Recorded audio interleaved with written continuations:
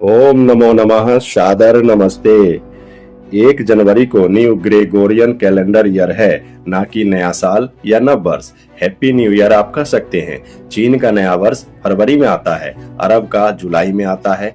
भारत का नव वर्ष चैत्र नवरात्रि से प्रारंभ होता है, अर्थात चैत्र शुक्ल पक्ष प्रतिपदा तिथि से। अतः श्री कृष्ण की बातों पे ध्यान रखते हुए हमें श्रीमद् भागवत गीता में कहे हुए श्लोकों पे विचार करना चाहिए। उन्होंने कहा है, श्रेयान्न स्वधर्मो विगुणः परधर्मात् स्वनुष्ठितात् स्वधर्मे निधनम श्रेयः परधर्मो भयावह।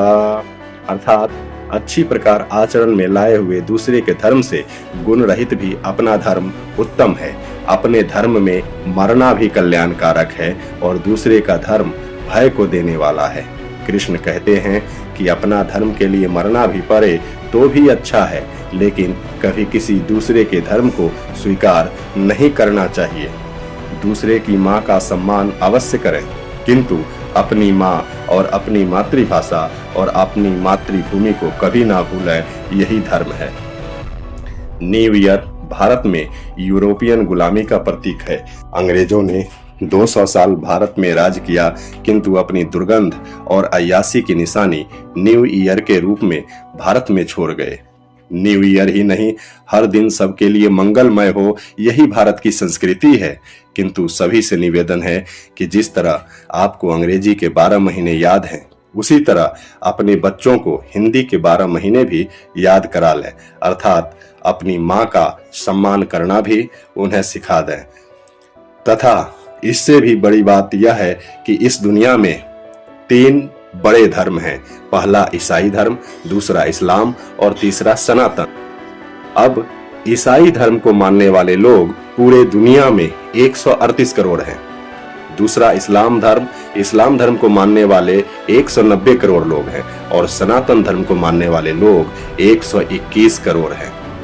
लेकिन दुख की बात यह है कि न्यू ईयर को मनाने वाले सबसे अधिक हमारे सनातन धर्मी लोग ही हैं, जो कि इस न्यू ईयर को सेलिब्रेट करते हैं, जबकि यह न्यू ईयर ईसाई धर्म को मानने वाले लोगों के लिए ये उनका त्योहार है, हमारा नहीं, सनातन धर्मियों का नहीं। जबकि इस दुनिया में 190 करोड़ इस्लाम धर्म को मानने वाले भी लोग रहते हैं, लेकिन वो इस न्यू ईयर को नहीं मनाते। वो अपना हिजरी कैलेंडर के अनुसार से वो अपना नव वर्ष मनाते हैं। लेकिन सनातन धर्म के मानने वाले लोग अपने धर्म से विमुख होकर ईसाई धर्म में मनाए जाने वाले न्यू ईयर में शामिल होकर न्यू ईयर सेलिब्रेट करते हैं, मनाते हैं। ये बहुत ही दुख की बात है। इसलिए ठीक है, आप उनके नव वर्ष को, उनके न्यू ईयर को मनाते हैं, ठीक है, लेकिन आपको अपना नव वर्ष भी स्मरण होना चाहिए कि आपका नव वर्ष कब है और कब मनाया जाता है।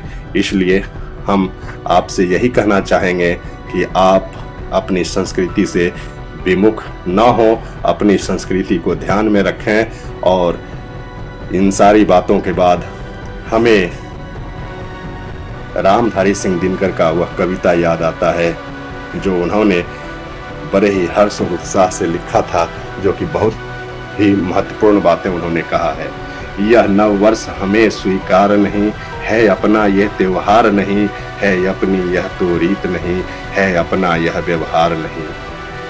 धरा ठिठुरती है सर्दी से, आकाश में कोहरा गहरा है, बाग बाजारों की सरहद पे सर्द हवा का पहरा है।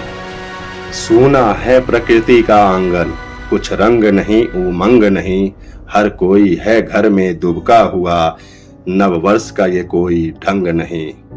चंद मास अभी इंतजार करो, निज मन में तनिक विचार करो, नए साल नया कुछ हो तो सही, क्यों नकल में सारी अकल बही। उल्लासमंद है जनमन का, आई है अभी बहार नहीं, ये नव वर्ष हमें स्वीकार नहीं, यह नव वर्ष हमें स्वीकार नहीं है, अपना ये त्योहार नहीं।